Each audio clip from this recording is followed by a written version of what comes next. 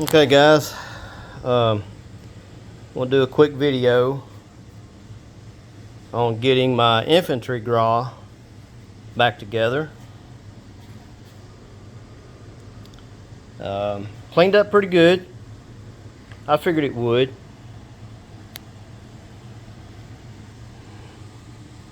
Trying to get this thing in full camera view is kind of rough with it being so long. But if you remember, there wasn't any finish on it. I'm going to try to get in close. There's a little pitting. You can see. It's not terrible, but it is there. But the wood actually come out pretty good, considering. I mean, there's no cracks. It's just in good shape, and the color actually come out pretty good. Like I said, I did pay extra for the cleaning rod. The barrel, if you remember, had that kind of white. I mean, it was in the white, but it was kind of.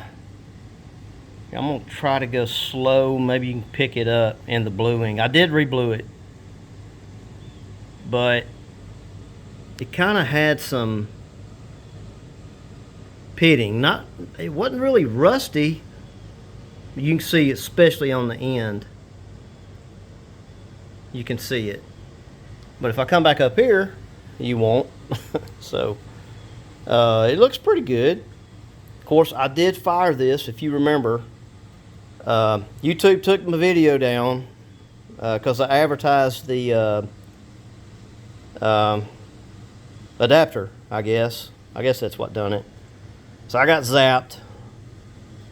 I didn't know, I don't make money off of this, but I've had some other people show me the ropes and tell me what I did wrong, and won't do that again. So anyway, I'll have to put up another video, and I may do another one on this shooting it after I cleaned it. But if you remember, I shot it beforehand. The bore's not terrible. It's not great either. Let me see. Let me see if I can get. Once again, y'all, if you see this nasty garage, it's just, it's a garage, right? See if I can get something down the barrel.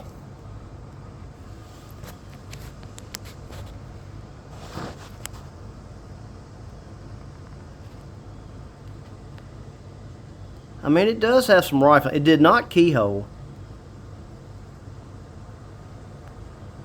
It looks like a sewer pipe right there, but there's a little bit of rifling.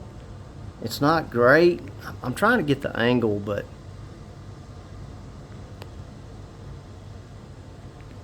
I mean, it's not great, but it's there. Faintly, very faintly. Let me back this up. So it ain't so bright, maybe. That didn't help. Well, it helped a little bit. I can't get focused in so you can see the.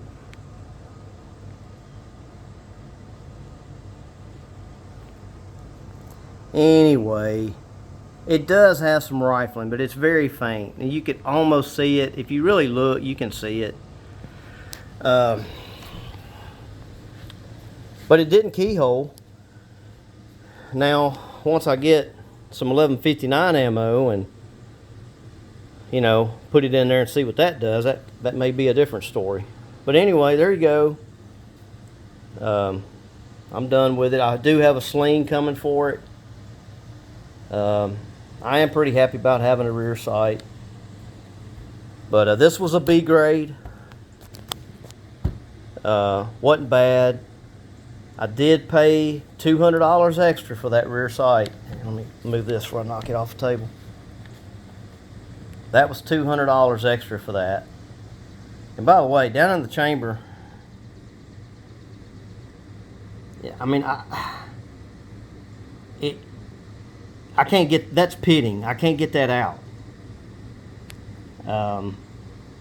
I used sandpaper, I used everything, and had it down to bare white. That's bluing where I blued it. So I mean, it is what it is. But I'm happy with it. It come out pretty good.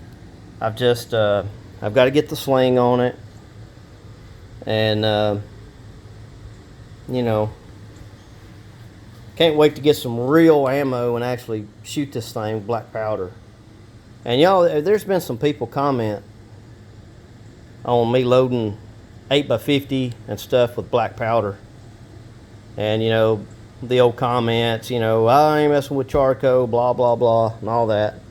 And I get it. I mean, if that's not your thing, then that's fine.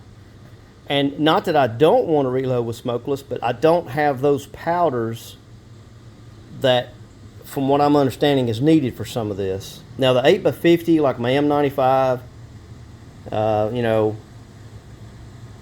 me and Hunt Relic, we were talking about it, and we may come up with something with what I got. Excuse me, y'all.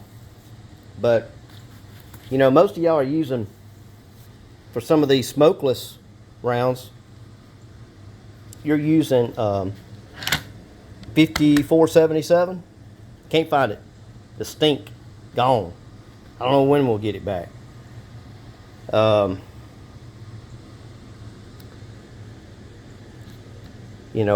got various powders. I've been reloading 30 years, y'all. I'm not new to it, but I am new to fabricating like these old rifles where you have to make ammo. Like you can't even find the brass. That's very different for me. So I'm learning that. But I don't mind black powder. It cleans up pretty easy for me. I mean, I love to black powder hunt. I've got many black powder rifles and pistols, and it's a hoot to me.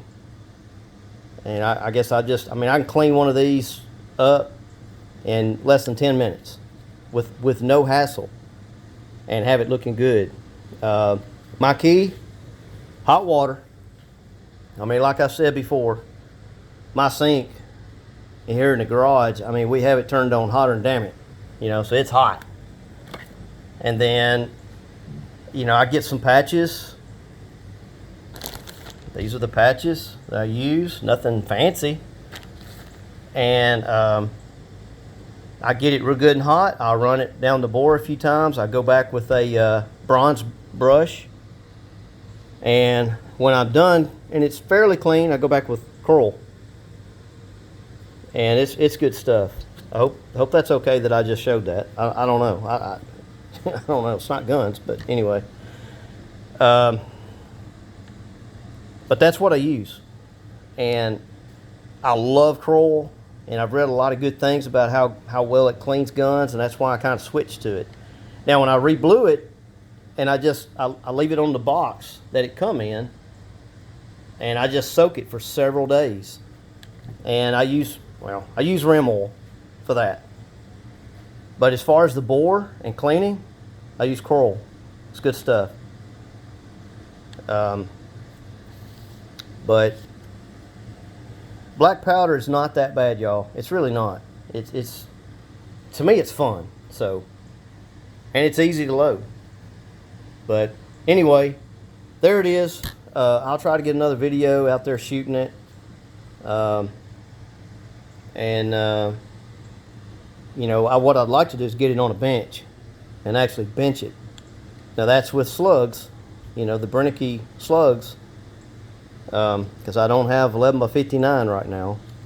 Neither does anybody else. So I'm waiting for something to open up, and I'll get some. They're expensive as crap. 20 rounds from Old South, you can actually buy them, and they're loaded and ready to go. And they're like $179 plus like $25 shipping. And I would almost do that just for the brass, unless I can find some fake bullets or something like that, and whatever. But I'm not going to try to fabricate the brass for this. I'm just going to buy some that's already done, and that way I'm one and done and be done with it. And I do have the dies coming. So But anyway, there you go, guys. My 1878 year dated Infantry Gras. This is the one I've been wanting, and complete with rear sight and cleaning rod. Pretty good shape. Take care.